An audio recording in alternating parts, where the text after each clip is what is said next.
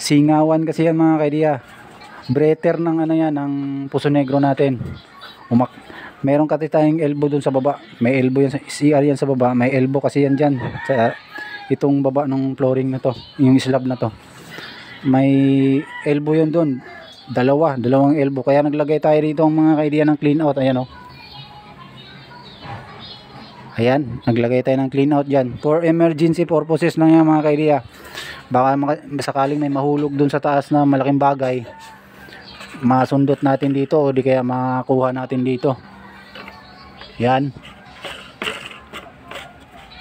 emergency purposes lang yan mga kaidiya. Itsura mga kaidiya, ganyan. Nakalabas talaga yan. Kasi sa slab ko pinadaan kasi yan. Okay lang yan mga kaidiya. May clean out naman tayo doon. Yan. Ganyan lang muna kasi